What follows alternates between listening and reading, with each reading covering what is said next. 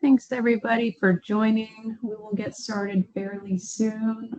Currently counting three members of the RAB signed on. I'm expecting some more to jump on shortly.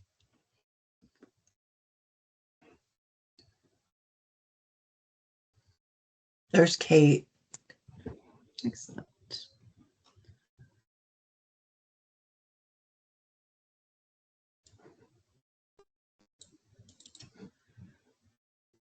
Okay.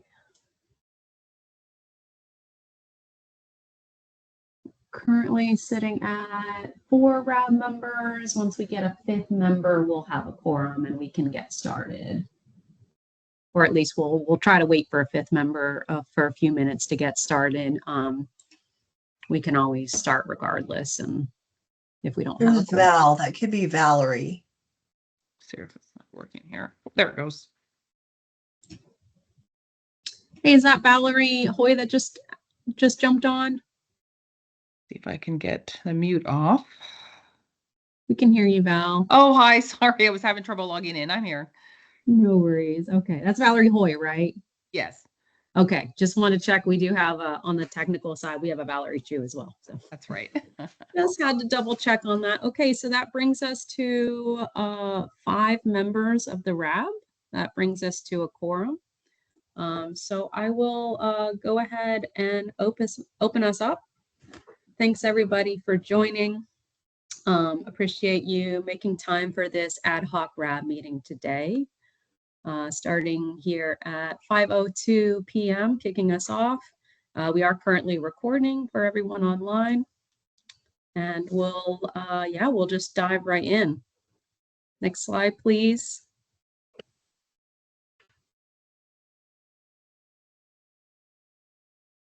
All right. Quick pause for our mission as usual. Thanks everybody for joining for this dialogue tonight. Next slide.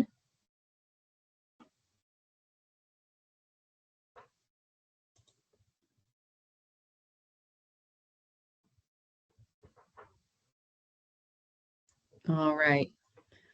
Okay, so we'll be kicking it off with a roll call here. I know we have probably a couple people will be joining in still since we're just a few minutes past, but we'll go ahead and start our roll call. Christy? Not seeing Christy online. Valerie? Hi, I'm here. And also want to let you know, Mitch Patton had sent me an email. He was having trouble finding the link. So I did send it to him. Oh, okay, great. I do see Mitch online, so sounds like that's probably resolved. But thanks for bringing that up. Asa?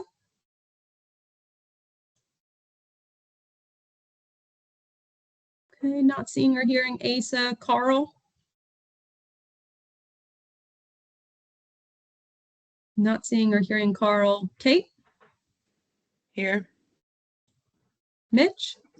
Here. Jennifer? Here. Andrea? Here. And Pamela? Not seeing or hearing Pamela. So we're a little light on the ground today, but that is a-okay. We do have a quorum. So thanks everybody for joining. Let's move on to our next slide. So we'll go through our old business, but I do want to say up front today, we're trying to leave as much time and space as we need for any further discussion on the engineering evaluation cost analysis that's currently under public review. So we'll do a lot of focus on that today. And then we'll go into a few more topics that we didn't get to last time, including we'll talk a little bit about our openings for membership and the community co-chair, and then we'll talk about the revisions to the site management plan. Starting off with our old business, is there a motion to approve the January 2025 RAB minutes? Kate's got her hand up. Okay, go ahead, Kate. Yeah, I just had a clarification about what we had decided in the March meeting. We agreed to push the approval of the January minutes to the next meeting, but we agreed on that prior to deciding to have an April ad hoc meeting. And I don't really care personally either way. I wasn't at the January meeting, so I'd like to defer to folks who were present, but yeah, I just wanted to raise that issue. I'm not sure if other folks who aren't here today were expecting us to vote on that today, or if they're expecting that vote to happen at the regularly scheduled May meeting. Yeah, that's a great point, Kate. Val? Oh, hi. Yeah, I was also absent for the January meeting, so I would have to abstain from approval of those since I wasn't present. Okay. And actually same with Andrea as well. Gotcha. Okay. Would folks like to instead table this to May? I think that makes sense. Yeah. Okay. All right. Can we have someone call for a vote on that one, or A motion. a motion? Thank you. So do we have a motion to table the approval of January 2025 RAB minutes to the May RAB meeting? I'll Yeah. make that motion. It's Valerie. Kate will second. Oh, All right. All in favor? aye. Aye. Aye. I hear. Oh, okay. There we go. I have Jennifer. 4 ayes. Any And opposed? Asa just joined. Welcome, Asa. Thank you. If you missed it, we are currently voting on whether there was a motion to table the approval of January 2025 RAB minutes to May, because we had discussed moving those to the following RAB meeting, but shortly after also voted to have the April RAB meeting. So the motion is basically to give folks more time with that. Thank you. Any opposed to that motion? Okay, I'm not hearing any nays, so the ayes have it. We will revisit this in May. Is there a motion to approve the March 2025 minutes? I'll make a motion. It's Valerie to approve the March 2025 RAB minutes. Thanks, Val. Is there a second? Andrea will second. Great. All in favor? Aye. Aye. Aye. Aye. Any opposed? Okay, the March 2025 minutes are approved. Thanks, everybody. All right, we have slides for the rest of our new business topics, so we will go ahead forward to the next slide. Okay, so first going to just review where we are with the engineering evaluation cost analysis for the Upland operable unit. We are at the very end of the current 30-day public comment period for this document. The removal alternatives are listed here. I'll just briefly go through those for a little refresher for folks. Under the landfill, the recommended alternative is alternative L1, which is removing sources of contamination in soil, removing those to an offsite location, backfilling that area, and then doing some slope reductions and stabilization, a little bit of shoreline work to basically revegetate those areas, and site restoration. As part of the landfill area, we will be doing some work at the bulb slope as well. So that will include refurbishing and stabilizing the road that is on top of the bulb slope leading up to the landfill. And that will involve the excavation of waste debris and impacted soil in that area. So we'll have contamination removed through that action. At the sandblast area, the recommended alternative is S1, which is a certain targeted removal of contaminated soil and sandblast grit that's in that area, moving those to an offsite landfill and backfilling. And then again, doing some shoreline revetment with vegetation in that area, And there would also be some pavement done to that area and some site restoration. Finally, for the pistol range, alternative is P1, so removal again of the contaminated soil in the area, any debris that's in that soil, as well as moving that off-site, backfilling, and restoring the site. See a hand up, Kate, go ahead. Yeah, thanks. I have a question on the landfill. I know that last meeting, Jay had confirmed that said there was confirmation sampling after the removal that's going to determine whether the cleanup levels were met. As I'm reading this, I'm wondering what's the timing and the planning on finding out the results from the confirmation sampling. For example, if they were to find in the confirmation sampling that the levels were still above what they want them to be, will they have already done the site restoration and backfilling by the time we find that out, or will there be time to go in and dig out more until they get a clean margin before the backfilling and stabilization and site restoration happens? Does that question make sense? Yeah, I'll start to answer that question. And then we do have Jay Wilburn and Jeremiah online from Jacob, Oh, so great. they can add in some details. Thank you. And just as a quick aside, we have Jeremiah until about 6 o'clock tonight. So for especially any questions that folks feel are technical, it's a great time to use his presence. So we do have the ability to continue excavating until we get to the results we want. Assuming it is still safe to do so, it is possible, of course, especially like in the landfill area, that we could get to a point that it's no longer safe to excavate any further. But we do have mechanisms in our contract that allow us to keep going before we, decide that we're at a stopping point. Jay or Jeremiah, anything that you want to add to that?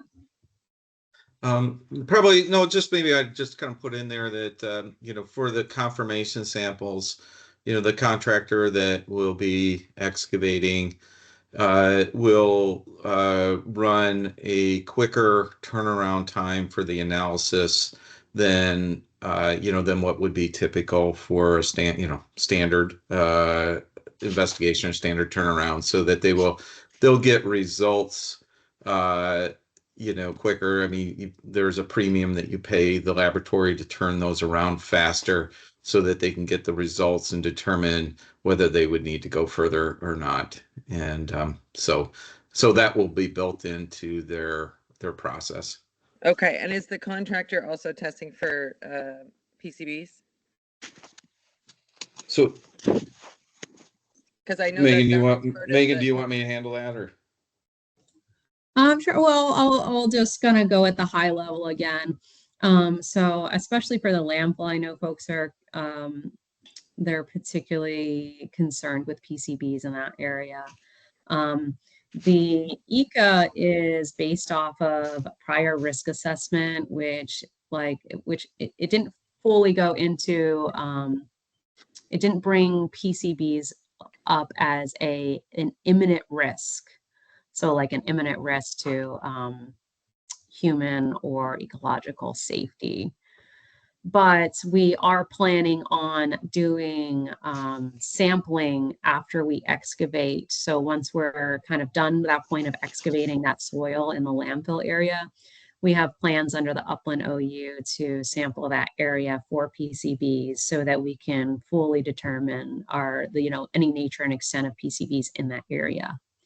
Right now, we don't have any like old records or any information to tell us that PCBs would necessarily be an imminent threat in that area. Our initial sampling of like the river, for example, in the area of like the landfill around that coastline doesn't seem to be pointing to a big PCB hit in the area. And then our previous wells have not necessarily pointed us to PCBs being a huge concern in the landfill.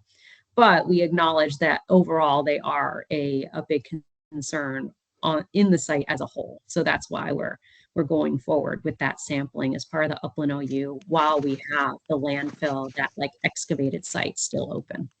Okay, that's really helpful. So there will be an opportunity to understand whether you need to go back before all the backfilling. Site For work. sure. Yeah. Okay, great. Thank you. Yeah, and so I'll just chime in and just to make sure that it's kind of understood is, there's the confirmation sampling, which will be comparing to cleanup values. And those will be, they'll do quick turnaround times to see if they need to go farther out or if they've excavated everything to the extent to achieve those goals.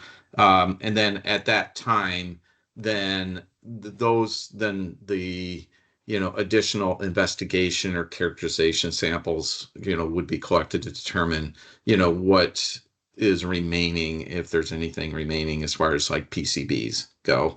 And that data will be taken and incorporated with the investigation data from the supplemental remedial investigation and evaluated with the other data that's been collected in a report. So, sorry. So I'm just trying to understand. So the timing on that sounds like, would that happen in the same time frame where the site was still open, the excavated site?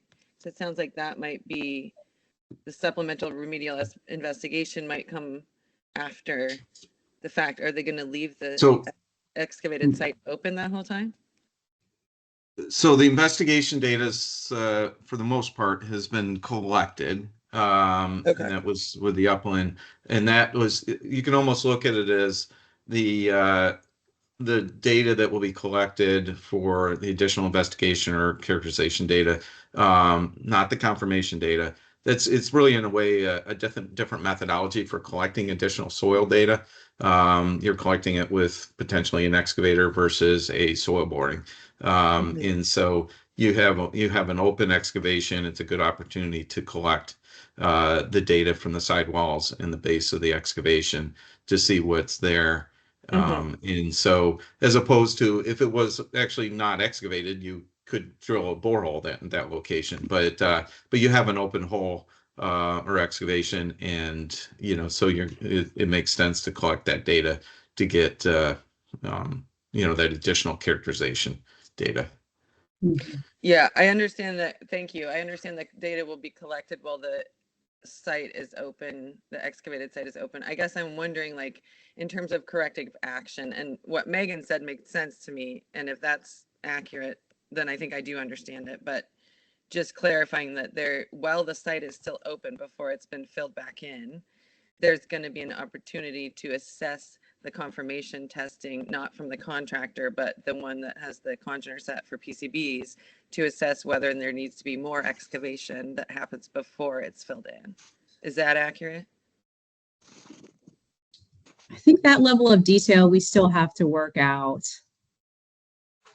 I mean, is that fair to say, Jay? There's not a cleanup goal for PCBs, and so there's no when they collect that data, they will not be comparing it to a value that says, oh, we need to excavate further as a part of the ECA and the non-time critical removal action. Go ahead. So there's, so like Megan was saying, there wasn't, as far as PCBs go, there's not, what would be considered imminent risk associated with the PCBs. And so in the ECA itself, in the non-time critical removal action, there's not a cleanup goal in there for PCBs that will be compared to. So, the data that will be collected, and so the PCB analysis data, that will be just used for the remedial investigation, the supplemental remedial investigation, reporting and evaluation, which will happen down the line. So it's not a situation where they will say, oh, there's certain levels of PCBs, we need to go further. That is not a part of the INTICRA. Okay, but they may find in their confirmation sampling that there are high levels of PCBs, but they can't take action on it. They're going to go ahead and fill it back in until further action is allowed to be taken. Am I understanding that correctly? Like at one point, is it getting filled in according to the contractor's quicker results? Once they get clean margins on the quick results test that don't include PCBs, are they then going to fill it back in? Because I'm wondering what's the value of that confirmation testing, which as I understood it was a kind of a check and balance to make sure we're not missing concerning exposure. If there is a high hit, and we don't know until we do the testing, right? If there is a high hit in the confirmation testing for PCBs, which I understand they have to test for before they can dispose of it. Right. Is Yeah, there a so- scenario where that happens and the site still gets filled back in and the cleanup for that PCBs doesn't happen at that point because it's not part of the ECA? So, so this won't be the final remedy. So that data that would be collected will continue to be evaluated to determine if something else needs to happen or more needs to happen out there. Now, I think to Megan's point is it's not completely determined whether they would want to leave the excavation open and to determine anything beyond that. But it's not necessarily built in as part of the ECA and the non-time critical removal action. How long that excavation would have to stay open for those evaluations is kind of undetermined at this point. But it's not, there's no comparison to PCBs for, going further out. There's not a cleanup goal for PCBs in the ECA itself right now. Okay, so it sounds like that scenario is possible if there happen to be high hits of PCBs in the landfill. There's a possibility that it would get covered back up until a later date because there's no mechanism for cleanup to happen through that ECA. That's correct. Okay. Yeah. And then, and it's not a final remedy. And so, Right. so that data will be taken and evaluated and determine, well, is there more action that still needs to happen? Or, Yummy. it's quite possible that even though the PCB, trying to there's make not a me cleanup goal for pre-diabetic now? PCBs, there's that it's co-located with the other contaminants, and it would all be removed. Okay. Yeah, it just seems like I'm not the expert, but it seems like that it's the ideal time to check it for all this stuff when it's open versus having to do site remediation and then go tear it up again later. But yeah. Okay. Thanks for walking through that. Thanks, Kate. Okay, over to Mitch. Yeah, hey, we got a couple questions on the landfill and sandblast area, Pistol Range. On the landfill area, I'm kind of trying to figure out the island, Bradford Island itself, the tip of it up there, I guess would be the east and southeast side. Where when we walked that day, you could see there was a road that went up the hill, and then the whole land of I'm guessing the south side of the island was gone. I've since did some research and been able to find that Army Corps dredged that island out. So my question is on the PCB thing, with this doing what you're doing, you're going to go dig it up and say, well, we're not even searching for PCBs, but the PCBs are what really got the whole Bradford Island thing going. So why would we not be searching for PCBs right now? And is it possible, because you found low levels in that landfill area, is because the high levels of the PCBs that were in those sandblast grit got removed and placed some other place? So that's my questions for the landfill area. And I don't know if you want to respond on that, then we go to the next one, or if you want me to finish my concerns and then respond on them. Sure, if it's okay with you, we can go one question at a time. Okay. Does that work for you? Yep, that's fine. All right, great. So in general, I'll say the ECA is based off of, I believe it's a 2016, 2017 risk assessment. And at that point, it didn't identify PCBs. When we talk about the non-time critical removal action in general, it's very focused on the kind of like, what do we know right now? What do we know we can do right now? The focus is very much on kind of like the timing and doing as much as we can based on the information we have. And the information we don't have a lot of is PCBs in the landfill. So far, our evidence is telling us that there doesn't seem to be a big PCB problem in the landfill specifically. That's not to say that we won't get down and find much more evidence. We might see like, just machinery down there or other items that would be very likely PCB containing that will give us that that information at that time. But because we don't have that information at this point, we can't include it as part of the non-time critical. But we are doing the other work with the Upland OU supplemental remedial investigation to further define that nature and extent of PCBs as well as other contamination. So that's part of what we were talking about regarding excavating the landfill and then taking sampling of that excavated leftover surface. And then, of course, we're doing sampling of the wells as well to kind of help us determine any PCBs or other contamination in our groundwater. So there's other work going on, but it really goes back to the risk assessment and the information that we have today in terms of why we don't have PCBs as a cleanup goal in the non-time critical. Okay, and then as far as the missing land from that island, do we have any idea how much is missing from there that was excavated? I would be able to say I'm struggling to like kind of think back to any references that I've seen of talk of excavating Bradford Island specifically. And that doesn't necessarily come to mind, which is not to say it didn't happen. I'm just kind of going off my memory here. So unfortunately, I can't speak to that today. Okay, maybe I could possibly be using the wrong word too, because I know a lot of times, I know Army Corps used the words when they removed the material from the new locks, they called it dredging. So maybe the word I should be using is dredging and not I will make one clarification point. You talked about like the east and south end of the island. The landfill's on the north end of the island. So I have seen pictures before of the south end of the island. Maybe I have my directions. The upstream, okay. I'm thinking upstream is east, isn't it? Right. Oh, I'm talking north versus south. Yeah.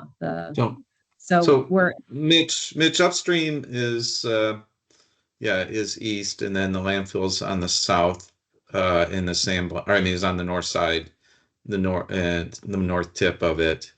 And so Jeremiah, correct, maybe you can help us out here, but the current navigational channel is on the south side, right?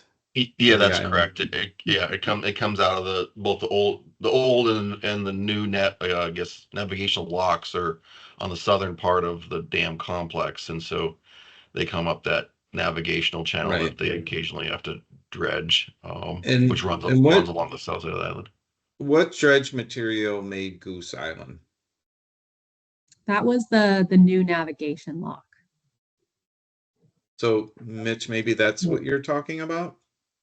Well, it's what I'm going back to when I walked the island and when I first was getting into the RAB. We walked that island and we looked and we walked up and seen what was called the landfill area, but within 25, 30 feet of it, there was a little road that went up the hill that just led to nothing whatsoever. Mm-hmm. So I have a hard time believing that the only place that the sandblast grit or whatever was placed in that landfill that was used to sandblast the transformers that were full of PCBs but yet there's no levels found out there that are high. And then we have this whole missing area. And then above the dam, we have the levels in the water that are completely off the charts for PCBs. So I'm trying to figure out how the PCBs got transferred all the way upstream to where it's at. And so doing the math on the situation and knowing that that island has been dredged or excavated, whatever word you use, the possibility of a large amount of PCBs being moved upstream is probably logically come from there being within 30 or 40 feet of what is considered the landfill area. That's kind of what I'm trying to get my mind around, is how it happened and what was taken out. Well, Mitch, so I can tell you that the road, I believe that you're referencing, does go up. It goes up a slope and kind of goes up almost to the center of the island, and then heads back. It kind of loops around back towards the sandblast area. There's still a significant amount of island on the other side of that road. So I guess I'm kind of grasping a little bit of where your thoughts are that there's that the island, part of the island has been excavated, but not that I'm implying that you're incorrect, but that road does go up and wraps around and then and continues to go kind of back towards the sandblast area. That's kind of almost in the center of the island itself. I'll do some more research on that and don't want to get hung up on that one thing. And then if it's all right, I'd like to move on to the bulb slope area. Yeah, go ahead. Okay, so my concerns there are, it sounds like everything that's in the alternative plan is all this stuff, and even up there, the alternative plans are all excavation above water, nothing below water. So my concern, especially with the bulb slope area and the dam being so close, what's the potential of the slope losing them bulbs and the contaminants down slope, or has it all been washed away and went downstream? Because the bulb thing is a pretty toxic slope in itself. So I'm trying to figure out, how do you determine how you're going to control anything below the water level if there's no plan? I haven't seen any plan in place saying how we're going to control the material below the water level. So that's kind of my question on the slope areas that is contaminated. We know that it is, but then just removing above water, what about everything that's below water? So I guess that's where I'm at on the bulb slope. Mhm. I'll jump in there a little bit. So there has been historical investigation as well as dredging, both at the bulb slope and on the north side of the landfill below the water line. And with that being said, we're currently in the process of developing a work plan for further investigation of sediments within the river as well. So there's more to come. Yeah, I'll add just on a general note that area below the water line, we would consider that part of the river operable unit. But there would be more details coming about like how we, as we're out there doing the construction, removing the materials, how we control that area to ensure that materials don't fall into the river as we're doing that excavation. That like level of detail that would not normally be in this engineering evaluation cost analysis document. That would be a little further down the line after we've awarded the contract and would have a contractor develop a work plan for those specific actions. So some of that information is to come, and then some of that work that you're interested in is part of the river operable unit. Right. So it's not like you're going to go in and fix the upper slope and not deal with the river then at the same time.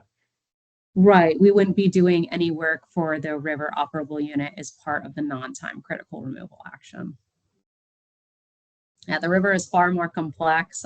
We also, as we talk about performing removal actions in the river, there's a lot more regulations such as Clean Water Act and Endangered Species Act that we have to deal with.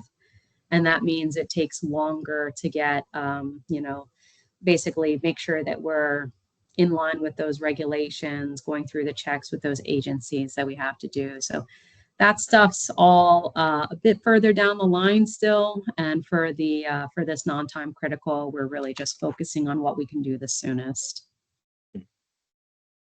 And then far as the sandblast area, I mean, that seems to be pretty self-explanatory. We all know what's wrong there. And then again, it's far enough away from the river itself. I mean, there's probably some leaching happened, but I don't think it's made it clear to the sandblast area. Doesn't go clear to the shoreline. I didn't think anyhow. The current area of potential concern does go to the shoreline. And we're doing, one of the things that we're targeting is like controlling at the shoreline area to keep any runoff from happening. So that shoreline like revetment work, that'll help us like kind of control that area, keep any debris from being able to run down the hill and run off the shore. Okay. And then I'm guessing that area would be, but you're saying that the PCBs aren't something that you're looking for right now, but wouldn't that be inside the sandblast area? And is that not something that we're looking for in the sandblast area? It's PCBs at this point?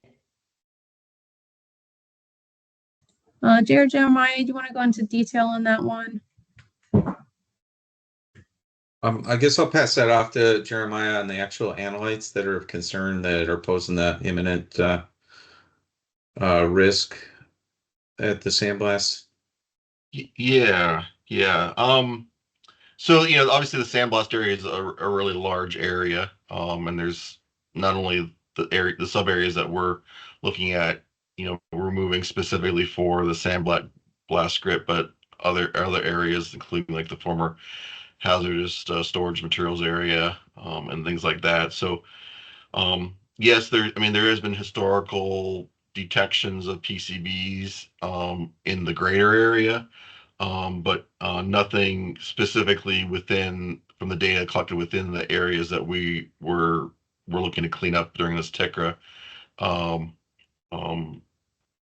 Specifically there, just going to try to pull up the list of COCs here, but my understanding, if I recall correctly, the primary concern is metals from the sandblasting, and pHs. Those are the risk drivers for the areas that we're looking at. Historically sandblasting was performed for, basically just, anything metallic that they had to repaint essentially. They'd strip it off and then repaint it. So, with that, historically there was uses of lead paint and also nickel in some of that paint, and so those are kind of the main drivers for the sandblast grit in the areas that we're looking. So you're saying not much for the PCB in that area then? Yeah. The levels were relatively low, and like so the main drivers are pHs and antimony, chromium, lead, and nickel. Because I thought that a lot of that was the contamination in the sand grit was due to working on some of the large transformers and that type of thing that got transferred into that sand grit and then moved to the landfill, but that could have been misinformation that I got. So as far as the pistol range thing, this is one I really struggle with, because it is what it is. It's a pistol range, and I don't really see how that can possibly be even on the agenda with a toxic site as large as what Bradford Island is, that we're going to be dabbling with a pistol range that has got some lead in it, when knowing that the bottom of that Columbia River is riddled with lead and but there's nothing to do with that. So I have a hard time getting my mind around that pistol range and why we're even discussing it. So I'll just leave it at that. I guess I would say that, lead in the pistol range, lead in the river, it's all a potential concern, right? Here with the pistol range, we know we have lead there, and we know where it is, and what we can do about it. And so, we're going ahead and addressing that under this NTICRA. As far as, lead from fishermen and other things within the river, that's a pretty broad question, and Yes. who knows, where some fishermen drop his lead weight in the river. So that's altogether another issue. I know, I would imagine that, at some point, if there was dredging or something, that So, might be an easier problem to tackle. yeah. Well, yeah, but before you get, too much farther, the Inticra itself is to focus on the upland operable unit. And, like Megan said, that, the river operating unit, which is everything in the river, is being handled separately. It's a much more complex situation. And so it doesn't mean that, there's still going to be additional evaluation going on with the river, but for the Inticra itself, this is considered for the upland only for the soil. And so that's the focus of, for this activity. Okay, thanks. That's all I got. Okay, right, and thank Kate, you. Kate has Yep. her hand up. Over to Kate. Yeah, you give me long enough. I'll think of a few more questions. No problem. I do want to raise up, I think Mitch is bringing up a good point about the bulb slope, and this is, I'm sure, applicable to the landfill too, because it's tricky if you're limited by the water line, where that's dependent often on, the time of year. So like when I went out to the bulb slope in a boat, I got pictures. You could see for yourself there was broken glass and, light bulb sockets visible around and below the water line, as well as like embedded into the cliffside. So it's a tricky issue, and I understand that, but lots going into that. And I guess the same would be true with the landfill in terms of, like, one question I had was like, is the excavation limited by the water line? Because it's not clear to me whether or not that landfill may in some places go below the water line. And I was just curious if there's a limitation there, like if the excavation hits the water line, do they have to stop, because then it's considered in water? So in terms of the landfill system, well, let me do a quick backup. One relevant piece of information is the bulb slope and the landfill. Both of those we wouldn't be tackling until like later in the summer, when we would be at a low water point. So that helps the situation a bit. But yeah, we are limited ultimately to not going below the water line, so that we don't trigger lots of other requirements with very lengthy processes, right? So that we can do this as soon as possible. That said, when it comes to the landfill, it's one of those things that we will very much have to see how things are going as the excavation is happening, and basically use the contractor's expertise in what is safe to continue doing. If we're hitting groundwater, groundwater would still technically be part of the upland OU. So I don't think that is the same kind of trigger when it comes to groundwater versus actual in-river. But there's a lot of other factors too. And I think ultimately it'll just be really hard for us to speculate on until we're actually in the excavation process. That makes sense. And then the other question I just wanted to clarify, in terms of the risk assessment that was used to, make the call that PCBs weren't a contaminant of concern with the landfill, was that based on specific testing that was done? There was evidence that was supporting that there was not contamination there, or was it a lack of evidence to show contamination? Yeah, it was a lack of testing on that side. So we didn't have the same amount of sampling done at that point, and certainly not for PCBs. Okay. But it was also kind of like based on review of records, kind of like what we knew of to be what at least what little we knew of to be disposed. You know, there's a lot of like record of like household waste in the area, for example, which we wouldn't necessarily think that would be a big risk driver of PCBs. Yeah, I think that there's a lot of other stuff we're more concerned with landfill, Yeah, but so amount of both. Yeah, that's interesting, because I think there's a big difference between not testing for PCBs because there's evidence that it's not a contamination of concern versus not testing for PCBs because we haven't already tested for them. And so, like, you know, ignorance is bliss kind of thing, even though we have these massive contamination levels of fish from PCBs. Mhm. So it's a hard thing to help the public understand why, when you have this Superfund site that was driven by contamination levels from PCBs wouldn't be part of the contaminants of concern that's being tested. Sure. Yeah, understood. And that is, that concern is a big driver of, us making sure that we're kind of trying to sequence our work such that we can perform some testing as part of the upland operable unit supplemental remedial investigation versus going backwards, trying to revise the risk assessment and taking more time. So the non-time critical would be like a fuller excavation.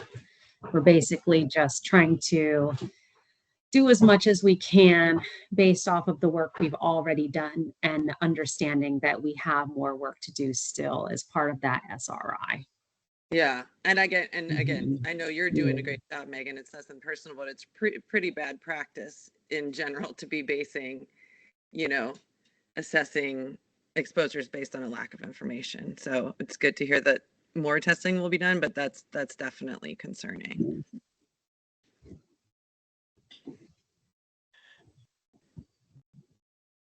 All right.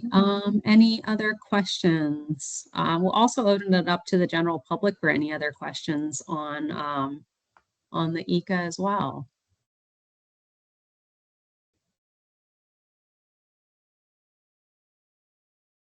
Okay, not seeing any hands, so we can move on to the next slide. Okay, so the public comment period is still open. Today is currently the last day for that 30-day review. There are still options for submitting a comment.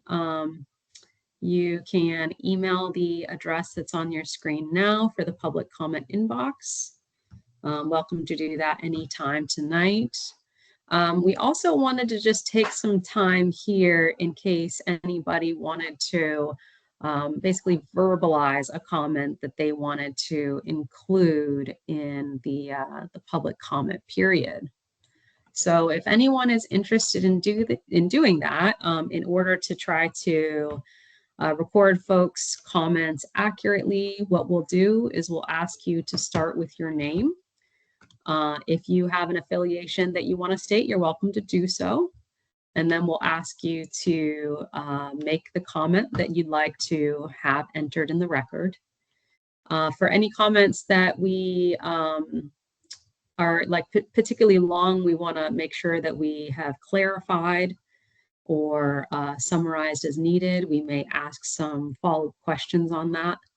And then we'll basically use this recording to write up your comment as part of the record. So I'll open up the period now. It is open floor at this point, so RAB members and members of the public are welcome to verbalize a comment.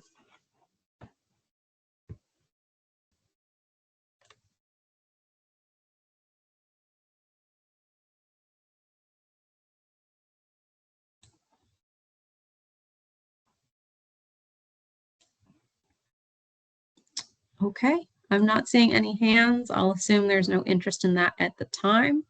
We'll still have the email address open, of course, for folks to submit their comments that way. And for anyone needing a refresher on where to find the ECA, if you want to do any last minute review, the QR code that is currently on your screen can also be used to access the ECA.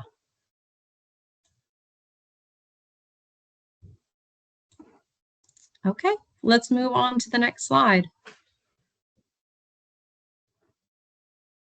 Okay, so there was a request to talk last time about what our next steps are for the ECA, so we'll talk about that a little bit now.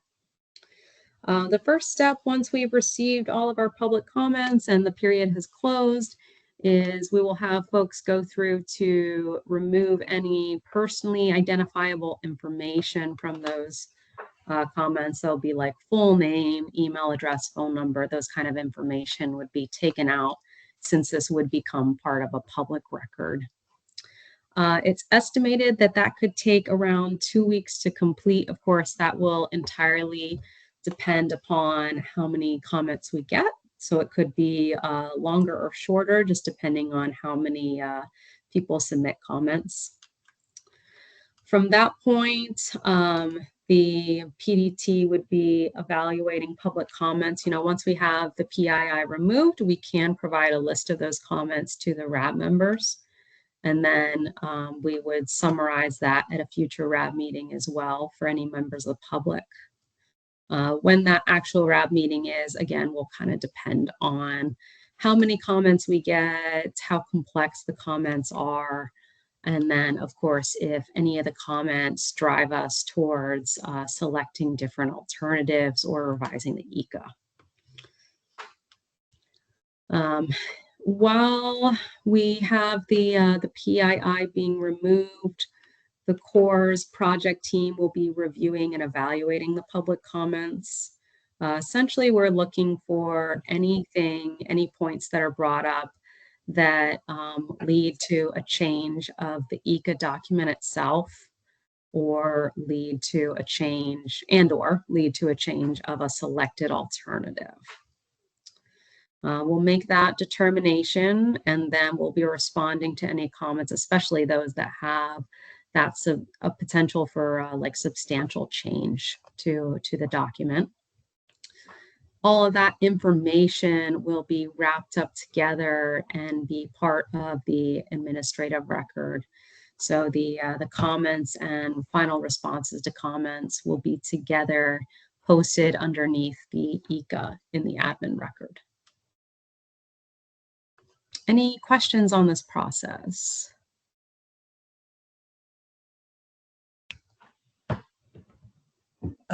Mitch has his hand up. Thank you. Mitch, go ahead.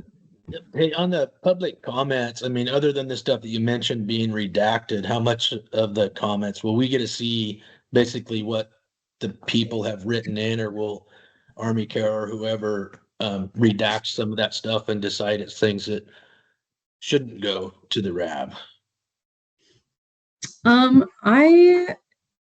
I know we have to remove personally identifiable information, but I can't imagine what else we would be like required to remove from a public comment. So Cool. I suppose there's a possibility if something comes in like if some comment made like an accusation that could be considered slander, for example. I suppose we would have to look at that from a legal standpoint and see if we can publish that, because I know like things like that can be a concern.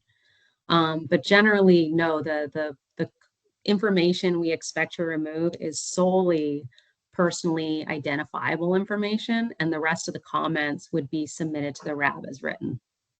Okay, all right, thanks. Yeah. Any other questions?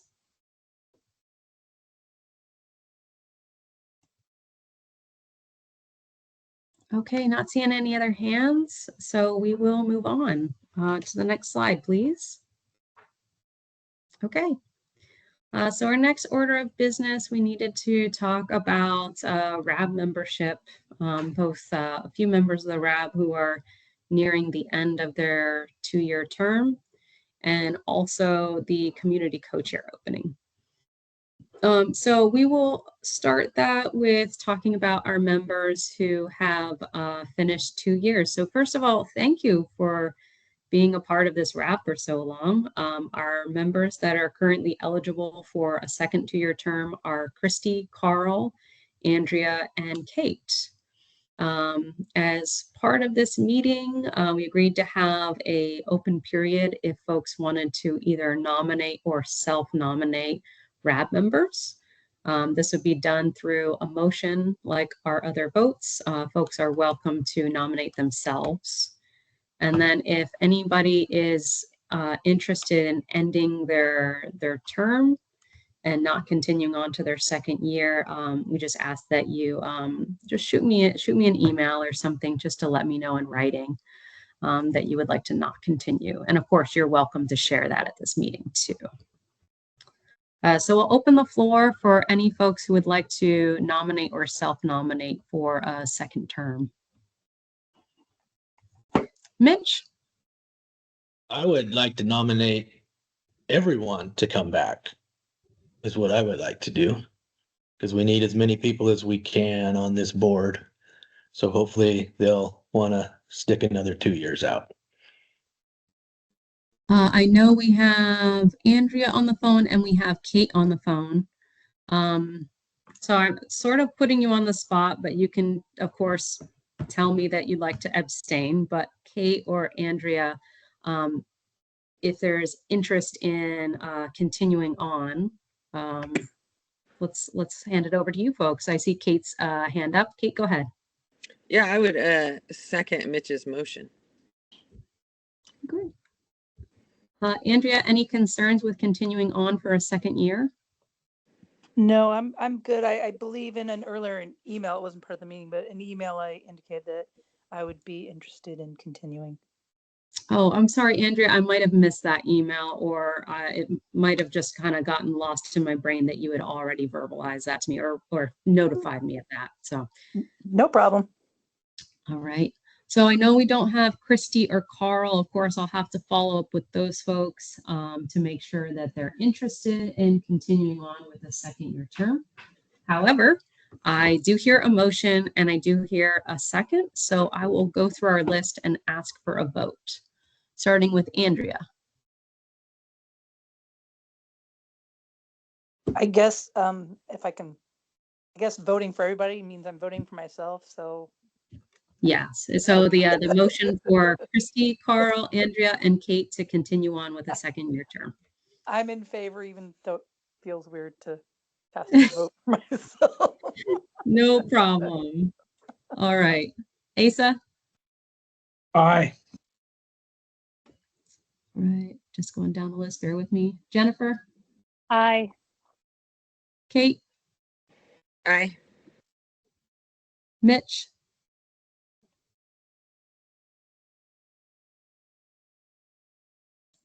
Mitch, I see you're on mute. Hey.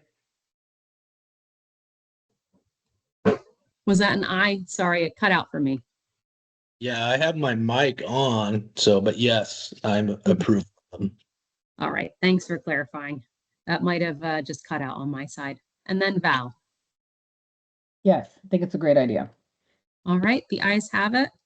Welcome to the next 2 years. Thank you again for your service and your willingness to be on board. And then I'll follow up with Carl and Christy separately just to make sure that they were planning to continue. But I will let them know the vote already happened and they are welcome to continue their second 2 years. Okay, moving on to talking about the community co-chair opening. So Jordan did step down just after our last meeting, I believe was the timing of that. He let me know that he would no longer be continuing on as a RAB member or as a community co-chair due to just having a lot on his plate on his personal life and his professional life. So just to briefly go over the duties of this position, they are written out in, the operating procedures has a little bit more, but the basic duties, the co-chairs work together on the agenda The community co-chair especially is intended to help resolve RAB questions and concerns. So highlight those questions and concerns that community members have, including the voting RAB members. We also asked the community co-chair to help encourage discussion at this meeting to help us keep it open and to keep it constructive so we get really good community participation. And then there's some facilitation of RAB meetings. The core does a lot of the facilitation, but I'm sure as you folks have noticed, Jordan will help me facilitate through the slides, ask for motions and votes, help with roll call, and the regular kind of duties like that. For voting for a community co-chair, folks are welcome to self-nominate. Folks are also welcome to nominate a community co-chair. In the past, we know that this can be a bigger commitment of time. I try my best to keep that commitment as light as possible so that it's not a heavy burden upon the community co-chair.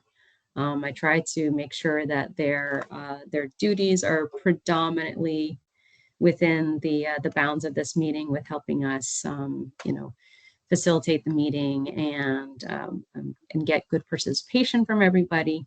But it is a little bit more than just serving as a RAB member. So we have had folks participate in an interim capacity in the past, and we are also open to having someone nominate or self-nominate for an interim capacity community co-chair.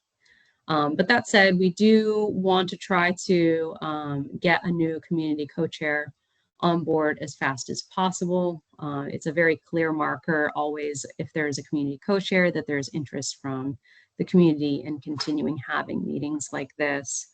So we don't like to leave that empty, as that can give like an impression to the public that there may not be as much interest in this RAB and in continuing these meetings.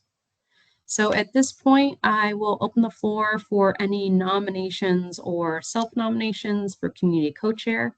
It can be in a more permanent status of 2 years, or it can be an interim capacity.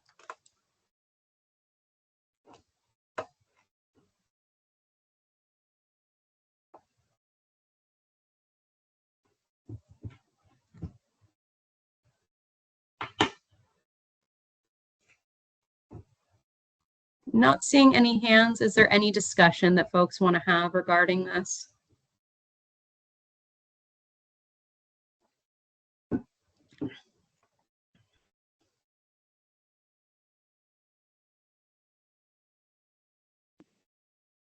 This is Kate. I think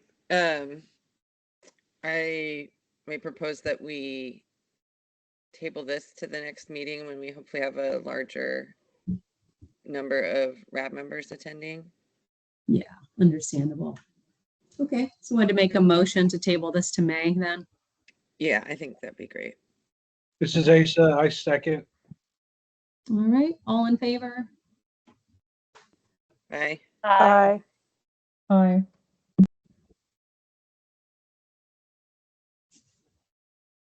And any opposed?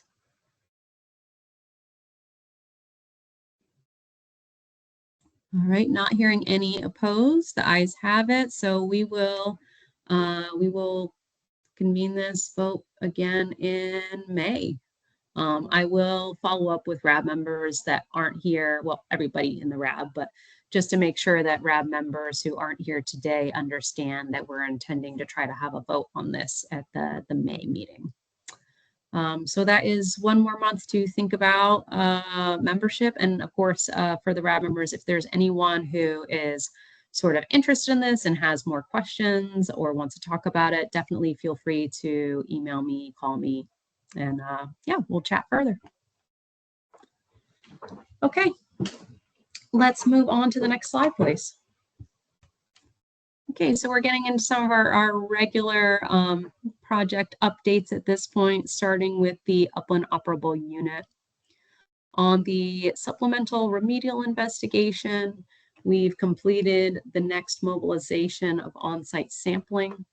This sampling was specifically doing seep sampling, so sampling water protruding from the side of the island. So folks were out by boat to collect those seep samples. On our first round of seep sampling back in January, we were able to identify 2 seeps. This one that was conducted in this past March, we were actually only able to find 1 seep. The other could not, while we could still go to those coordinates, there couldn't be any water found coming out from that area.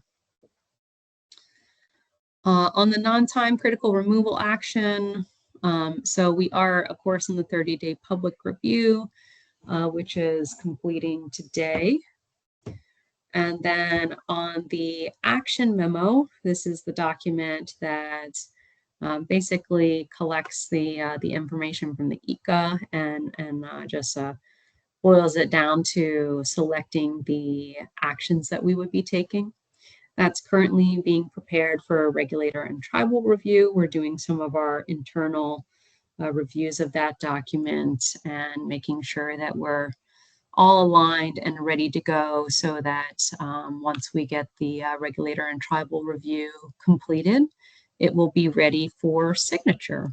And that action memo gets signed at the Chief of Engineers position under the Army Corps of Engineers. Any questions on the upland operable unit?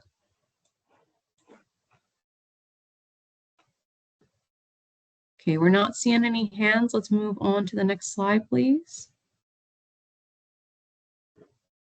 Okay, over to the river operable unit.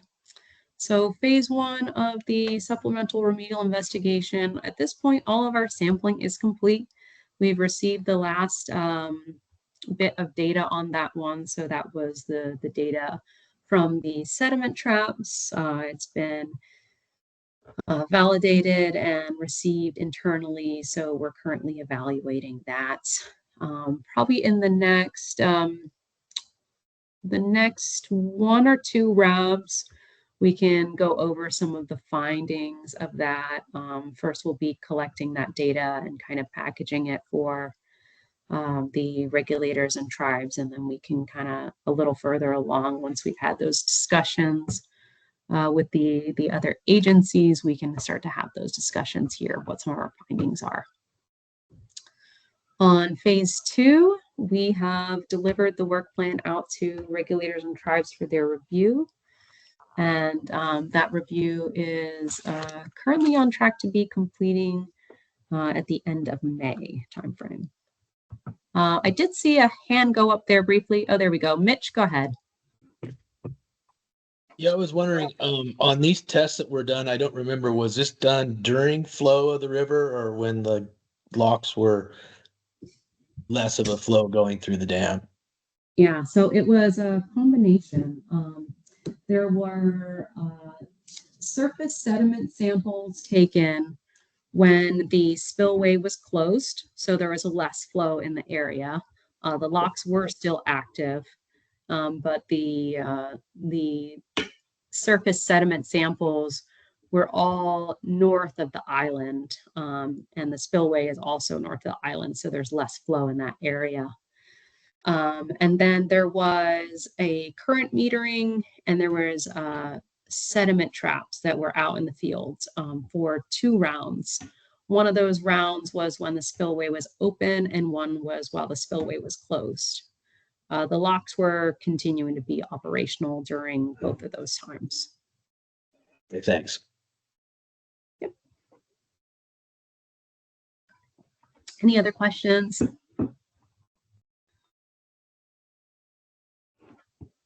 Okay, moving on. Not too much to say on these particular items here on the other project updates. We're uploading the preliminary assessment from Cascades Island on the admin record. We're still working to try to finish up our finalization of the community involvement plan revision. And for the site management plan that was provided a little while ago to RAB members, and we'll shortly here be going over an overview of the changes between the original site management plan and the 2024 update. Next slide, please.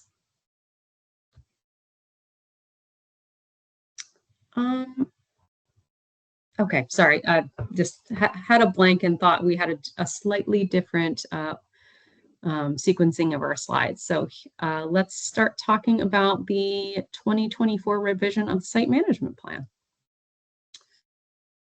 So I'm just going to go over the sort of broad strokes of what was changed. It's a somewhat longish document. There weren't tons of changes compared to the number of pages.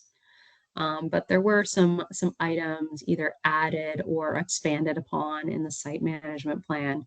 And then primarily the changes that were made were the milestone dates. The site management plan itself is meant to be very high level. It's a technical planning document. So we don't go into lots of details in it from the technical side. And from the milestone side, we also stay very high level. So there were some updated descriptions of the non-time critical removal action. From the original SMP, at that time, we hadn't officially decided to perform, we hadn't decided what type of early action to perform. We were considering a non-time critical removal action, which is generally the fastest, with the exception of a time critical removal action for very imminent spills, imminent releases, things like that. The other option was an interim remedial action. We opted for the non-time critical removal action to try to get out in the field as fast as possible. And so we have some clarification in the SMP that that was the route that we were going. We also added the contaminants of concern and contaminants of ecological concern for the upland and river operable units. Those weren't included. They weren't listed in the SMP before, and those were added after getting some relevant comments from regulators and tribes. And then the big changes are that we updated the milestones for both the upland and river operable units. There was some information that was clarified. So specifically, we clarified like some of what the review dates were, as well as dates where we would be presenting information to the RAB. And then there were some milestones added since we knew we were going to be going down the route of non-time critical removal action. We added those milestones for the engineering evaluation cost analysis, the action memo, and then the NCRA work plan. So on the next slide, we'll start going through some of what those milestone dates were changed to. These are all in the 2024 revision of the SMP. I just wanted to kind of show them together for folks. In this particular table, this is very similar to what you'll see the SMP. But what I did to sort of help differentiate dates was I changed the change dates. So like the dates that are in the 2024 revision, those are shown in blue. And then anything that is shown in black was already in the original SMP. So that includes documents in black were already in the SMP. And then the dates in black that are struck out, those were in the original SMP as well. So you can see we had quite a few changes here. Some of these changes are simply due to the amount of the work that goes into producing the documents. In the SRI, the Supplemental Remedial Investigation Work Plan, and the Engineering Evaluation Cost Analysis, for example. In those cases, we had more comments from our technical team than we expected on those. So those took a little bit longer to go through the revision and the responsive comment that we typically go through in our internal reviews to get those out. That did drive out to a lesser degree, you know, it drove out some of these dates for the supplemental remedial investigation, the feasibility study, et cetera. But the real driver of those particular dates moving is that we had that understanding of we were definitely going to be doing the non-time critical removal action. And so we knew we needed a little bit more time to perform the supplemental remedial investigation, since we would have to complete that NCRA first. And we would have to, you know, any relevant data that's collected as part of that NCRA construction, we would be rolling into the supplemental remedial investigation. So it pushes out a couple of those next few documents a little bit. But as we continued to assess the schedule, we did find that overall we did expect to bring the overall project schedule back up quite a bit. So once we get into the remedial design, the remedial action work plan, and that remedial action completion report, understanding that we would be removing a significant amount of contamination under the non-time critical removal action, we estimate that we can pull those final milestones in. Any question on the Upland OU schedule that's shown here?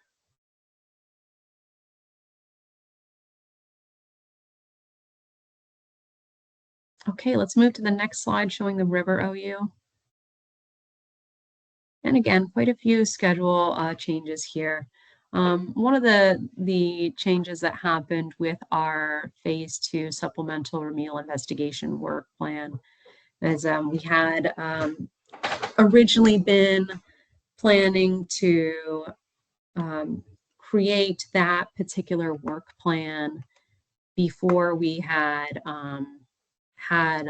basically more work done on the phase 1 mobilizations. And as time continued, we realized that no, we needed to have a little bit more time with understanding exactly what the phase 1 supplemental remedial investigation work plan would have in it, and you know, having more information coming out of those data that we were getting from phase 1. So that was the biggest driver there. And there was also, of course, the importance of making sure that we're getting the non-time critical removal action as our first priority. So that's a minor part of where that schedule slipped for that particular work plan. And then you can just see the schedule is changed a little bit with these next couple of documents, just to reflect that change to the work plan schedule itself. But similarly, as we go along, as we have a little better understanding of the work that's going on and the process that we're in, and also, of course, getting more information as we've hired on Jacobs as an expert in this type of remedial action, we've felt confident that we could pull these later milestones of remedial design and on, that we could pull those in a little bit. The next step to the site management plan is our 2025 revision. So we will be revising and submitting to regulator tribes on June 30th as per our obligations in the FFA. This was our first time going through a revision with regulators and tribes. I believe for tribes, this might have actually been, I'm trying to recall in my head what the sequencing was, whether they saw the original SMP first or whether they saw the revision first. And I am struggling to remember exactly when those things happened.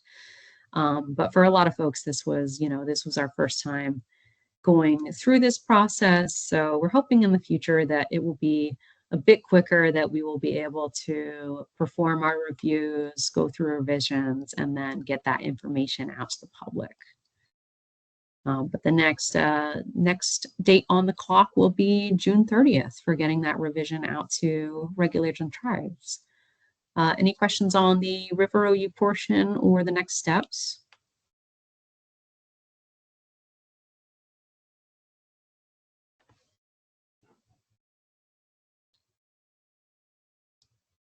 Okay, not seeing any hands, not seeing folks come off mute. So the site management plan revision will get added to the admin record, and then we'll continue to update as we get closer to getting the 2025 revision out for its review. On to the next slide, please. Okay, I've got a little bit of updates on the poster displays. So we're chatting through with our folks over at Bonneville Dam on the current locations and what we kind of could and couldn't do in terms of moving different displays around. So I don't have the pictures available right now, but I'll talk to where these currently are. And then I got some feedback on how the engagement has been going over at the visitor centers themselves. Starting with the Bradford Island Visitor Center on the Oregon side. So currently both of the displays are at the top floor. The two poster display that you see in the picture, it shows both the timeline and then just some general information about the cleanup itself.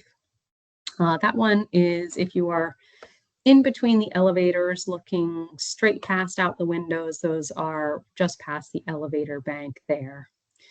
And then the fish advisory display that has the single poster about the advisory and then some advisories in the pockets. That one is sitting just to the right of the two poster display. Our ultimate place that we want to put the fish advisory poster is down on the bottom floor where we have the fish viewing windows. That's a really popular spot, and it's also a very relevant place to inform people about the fish advisory. Currently that area is being renovated, so that's why that area does not have that poster right now. But as renovations are complete, we'll be moving that material down there. On the Washington side visitor complex is a little bit different. The fish viewing window, for those who haven't been, is in a separate building from the visitor center itself. So right now we have the fish advisory poster at the visitor center near the check-in area.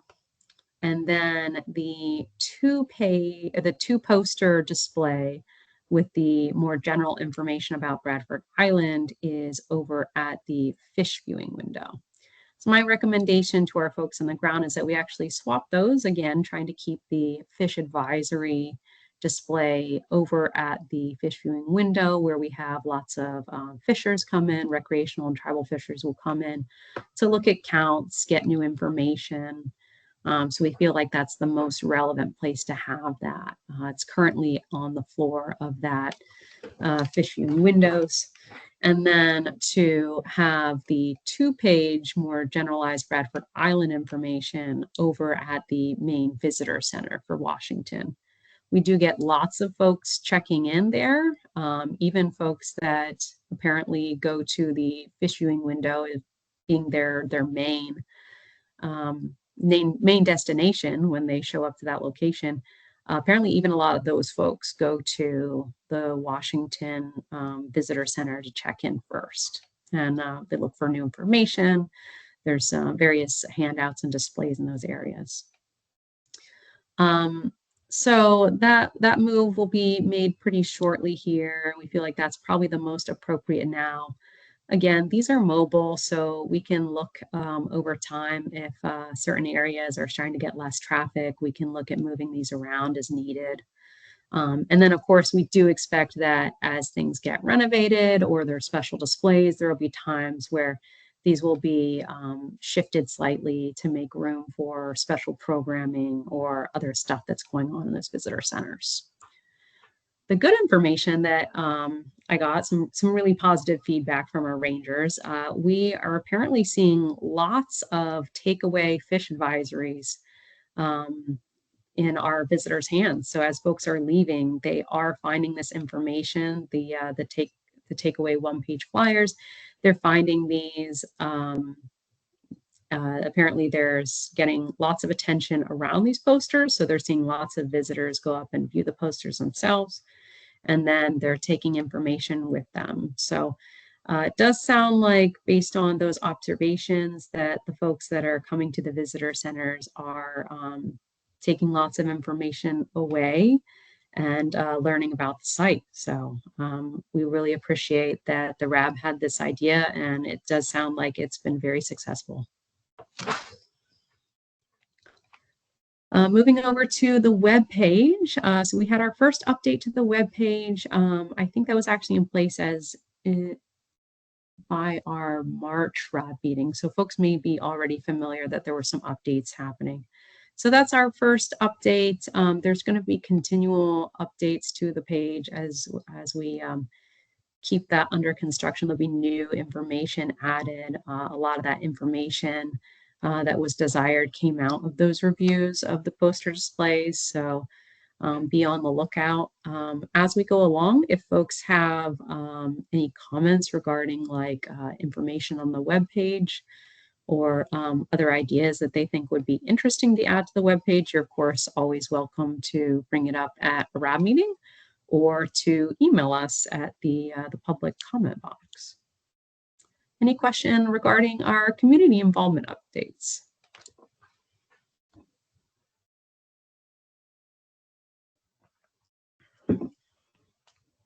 Okay, let's move on to our next slide. I believe this is our last regular slide to talk about RAB meeting dates. Our next RAB meeting is scheduled for May 13th. If we continue along with our every other month drumbeat, the following meeting would be July 8th, then September 9th, and November 11th. I sent out an email about this to RAB members, but we were unfortunately not able to book Cascade Locks for the May meeting. The good side is that folks were interested in trying out other venues. So we did go ahead and book the, apologize if I'm mispronouncing this, the Hedgewald Center over in Stevenson, Washington. So our next meeting in May, as well as our following meetings that would be in July and September, would be online and in person. For May, we'll be at the Hedgewald Center, and then we can continue to evaluate if there's other options that we want to look at for July and September. Mitch, I see your hand up. Go ahead. Yeah, hey, I was wondering, as far as going back as we get into the better weather, because I know that was one of the concerns we had was weather, about holding it every 30 days. I'm just wondering if what the other RAB members feel as far as going to every 30 days to hold a meeting so we can kind of stay up to speed, bring concerns in from the public. And then the other thing I think that would allow us to do is to be able to maybe hold meetings in other places like Washougal, on the Oregon side, Corbett, that kind of thing. And just wondering what the other RAB members, I know there's not many here tonight. So, I mean, is it something that we would like bring up in later business for the next meeting, or is it something that should be discussed to see what the RAB members think now about that? We certainly have time for discussion, so we can have more discussion here. If folks don't want to make a decision based on the number of RAB members here, that's of course fine. But we do have a quorum here, so we can make votes if we want to. That said, so in general regarding weather versus timing, So for the weather, it's just based on the seasons, of course, and then the timing was based on kind of the amount of information that's coming out. This has been a little bit more of a busy season, obviously, with the eco public comment. But that said, we're not projecting at this time that we'll have very significant updates every 30 days. So that's just a point for consideration for the RAB members. And then also we'll continue to have that option of doing ad hoc meetings if there is something that is of high concern that we want to try to convene the RAB for. An example of that might be the river operable unit work plan for the phase 2.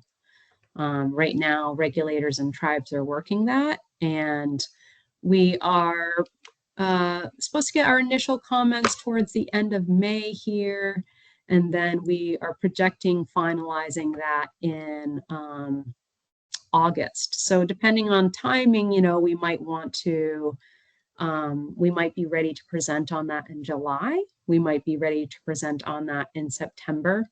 But if we were having like unexpected comments, significant changes, we might say, you know what, in September, we're actually not ready, but we want to get this in front of you before we start our actual work in the field. We recommend having an October RAB, for example.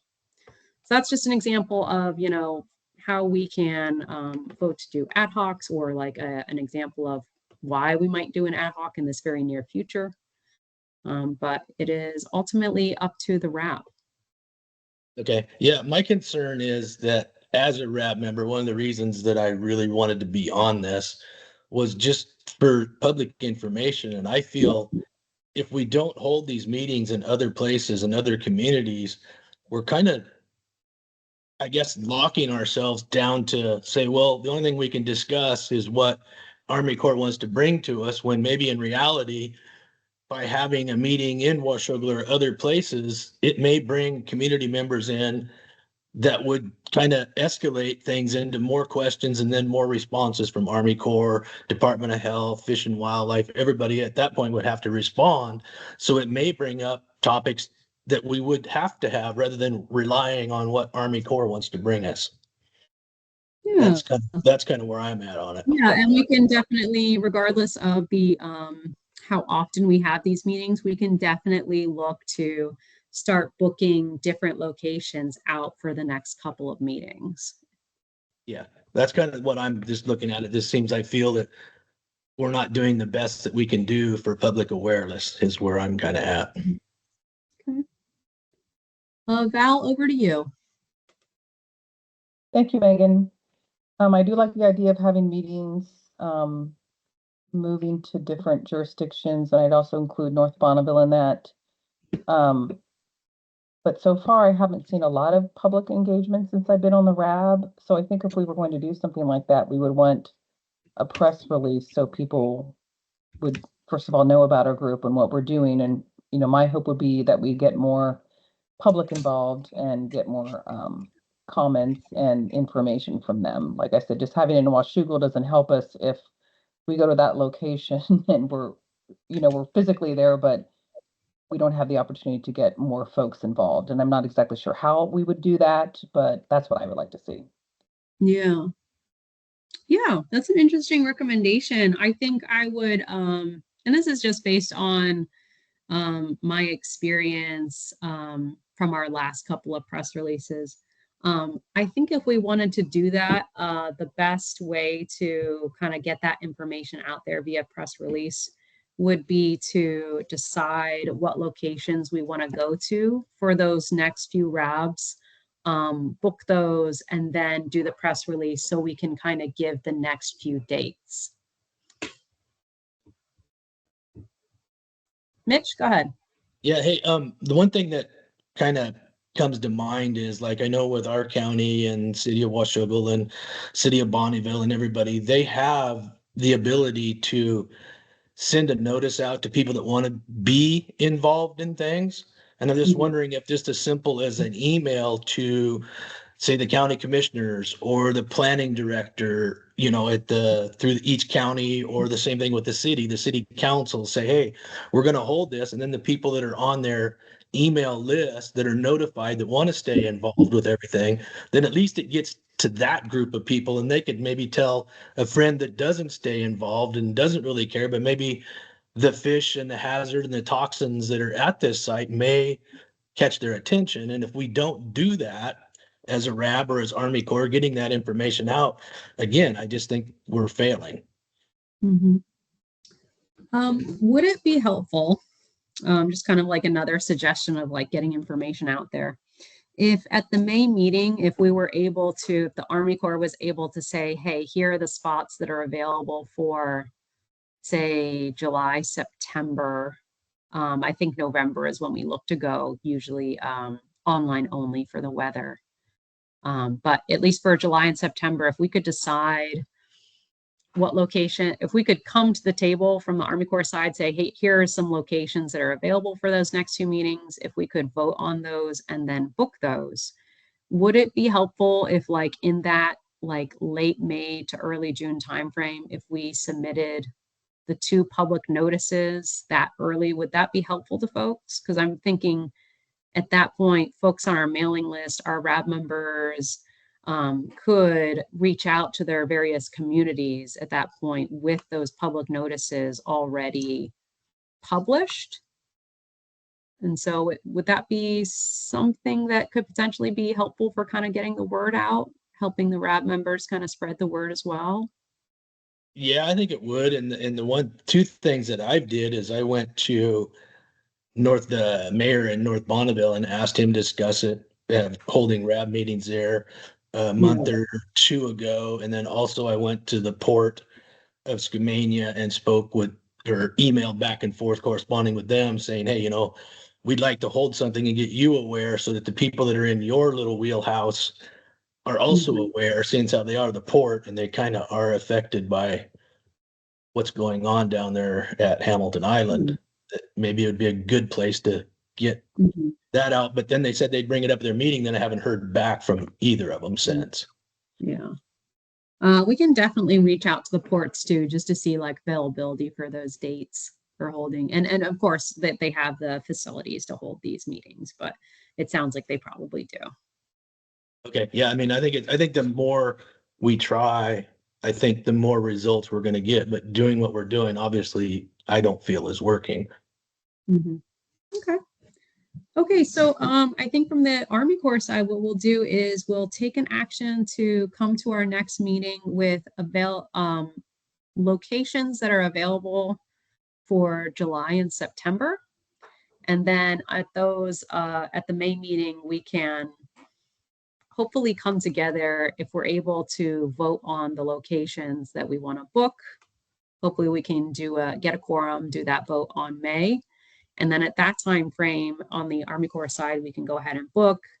We can get those public notices out early, and then folks will have that information to help them reach out to their communities. Any other thoughts or discussion regarding our next few dates, whether it is the timing of them, the location, etc.?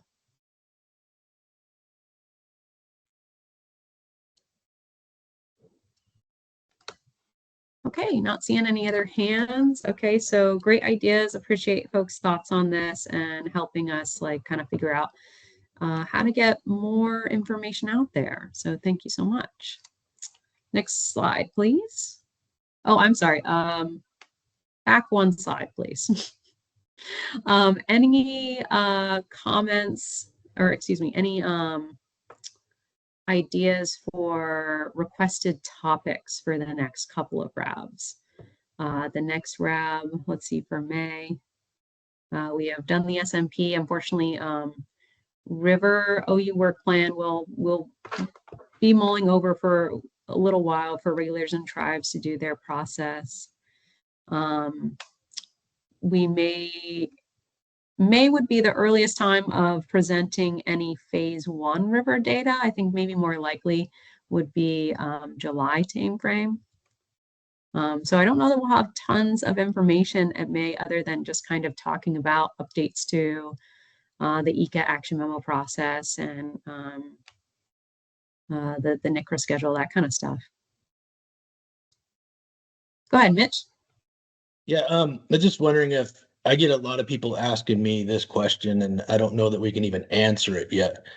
But it's the one on the below the dam, how it's possible to have all this contamination above the dam, but yet it doesn't seem like fisheries or health departments or ecology or anybody is concerned with that water below the dam. And that's the one everybody asked me, how does this? I said, I have no idea how it can happen. So I didn't know if that's something that maybe Department of Health or somebody could actually address that in the meeting to the public, say, hey, this is why, it's because we haven't done the testing, it's so we can't say that it is type of a deal. If it's kind of what I'm just trying to get at. I mean, somebody that could actually say something in the meeting to the public, if they're, the public, obviously there isn't many of them in this meeting either, but it would be something that at least would be addressed and could be reviewed later.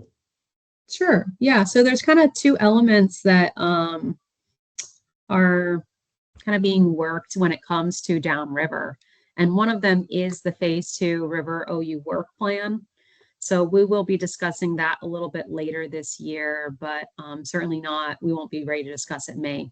That said, I can tell you we are testing below the dam.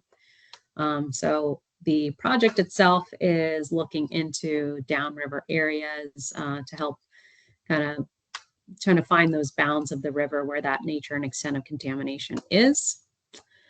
There's also been a project or an effort going on outside of Bradford Island to sample fish downriver of Bradford. I'm not well familiar with this particular I'm not well familiar with this particular effort, but it's an effort from the state of Washington. They're doing fish sampling in a couple of different areas, and south of Bonneville Dam was selected as one of those areas. And I know Lydia Anderson's been working that really closely, and she's not here tonight to talk on that, but I do see Rich has his hand up. So Rich, do you want to talk about that a little bit? Yeah, thanks, Megan. As you said, Lydia Anderson was EPA contact that was, so to back it up, every year or for the past few years, Washington Department of Ecology has done surveys up and down the Columbia River. And they've been taking fish tissue data and basically just kind of mapping out. And this last year, we had been fortunate enough to be able to piggyback off of their efforts and provide our laboratory services and Lydia Anderson to coordinate with that and to help get that data. So they took some fish samples from just downstream of the dam, and another one in Skamania, about 5 miles downstream of the dam. And we've gotten the data back. From some of it, we're still kind of looking at it and talking with our ecologists and determining what that information is. We will probably be able to talk about that in the next RAB meeting, I would think. And then share that data. We're already, I think, in the process of sharing that data with Oregon Health Authority to find out if they can use it in order to expand the fish advisory further. But beyond that, I can't really say much. Like I said, Lydia was the one that was basically in charge of that. So she would be able to expand on that a little bit more whenever she's back. Yeah. I'll take an action on my side to contact Lydia and see if she thinks that presentation could be ready for May 13th. And if not, we can talk about scheduling that for the July meeting. Sure. Yeah. So that effort is happening outside of the Bradford Island Circle project itself, but I know the fish tissue and the fish themselves are really a big concern to folks, the risk of the consumption, and of course the advisory around Bonneville is of high concern. So we'll look to get a presentation about that sometime in the future. And then of course, a little further down the line, we'll be talking about the work plan for the phase 2 of the river operable unit supplemental remedial investigation. So thanks for that suggestion, Mitch. Any other requested topics that we want to discuss today in our last few minutes here?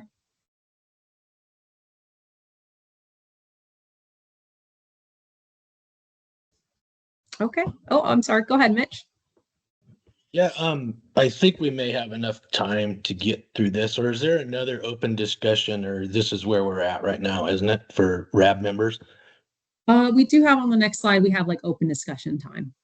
Do Okay, you have other that's what I topics you wanna didn't. get? I can Okay, wait for good. that or start it now. If you're done with the other, then Sounds like we are done with discussing the meeting dates and potential topics. I also see Dana Crosby from Oregon Health Authority said that they could share some updates at a future meeting as well. So I'll go ahead and add to my action to talk to both Lydia and Dana about that. Yeah, this is an open period now for further discussion. So we'll start with the RAB members for any other business that you'd like to discuss at this time. if I can go ahead. Yeah, go right ahead, Mitch. So my concern that I have right now is it's really hard for me to stay on the RAB board. I'm really struggling with this just due to the fact that it's so hard. I've asked so many questions and I get told we don't have records. And then I get told from EPA that we can't meet on site. We can't talk anymore about this, to stand down, not communicate with me. And so as being a RAB member, the reason I wanted to do this was because of the questions. I'm connected to the people that should have the answers now. And before I didn't have these connections. I have them now, but I keep getting just shut down time and time again. They won't give you this, they won't give you that. They can't talk to you. And so for me, I'm really struggling staying on the RAB, but for now, I fully intend on finishing my first 2 years. I really would like to do another 2 years. But as things move forward, if I don't start getting answers and stuff, I think I would be better off to step off the RAB and then just do my questions through the information, the comment box, because then it would have to be addressed. So that's just kind of where I'm at. And I just wanted the other RAB members to know that that there have been things and discussions and things that have been said that I don't really feel very fair. So I'll just leave it at that. And like I said, I fully intend to stay, but it's getting harder by the day. So that's all I got to say. Well, I appreciate you being willing to open up about those frustrations. I'll say, I think the RAB is one of the best places to have these conversations and to ask these questions, especially because like we were talking about, the same reason we want to go to other places. The more people we can engage, the more ideas we can get, the more people we can hear out and understand their concerns better. I can't promise that the public comment inbox has more answers. I'm one of the folks that the public comment box goes to.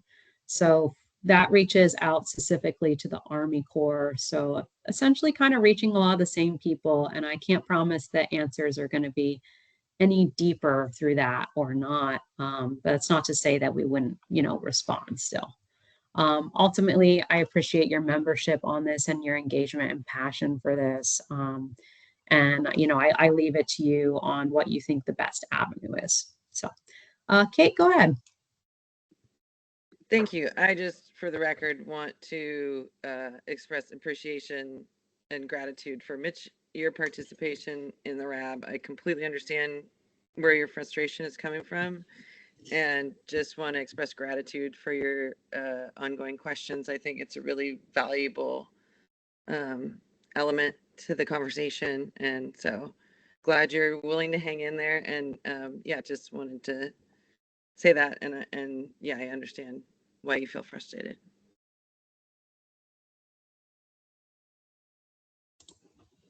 Thanks, Kate.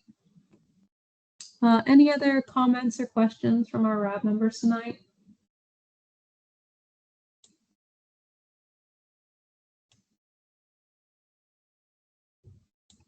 Okay, not seeing any other hands. We'll open it up to the general public. From the general public, are there any comments or questions that you'd like to talk about tonight?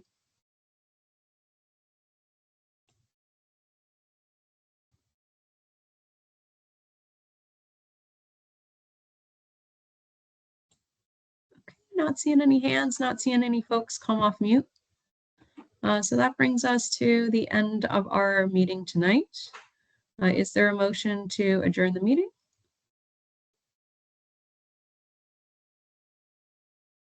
Motion to adjourn, Mitch. Okay. Is there a second? I'll second, Kate. All right, that concludes our meeting then. Thanks, everybody. Great discussions tonight, and as usual, appreciate you spending your time here with us and providing your input here. So thank you so much. We'll see you May 13th. Thanks, Thank you. Megan, everybody. Thanks, Paul. And thanks, Kate, for the kind words. Yeah, of course. Thanks, Megan. Thank you, everyone. Thanks all. Good night. Good night.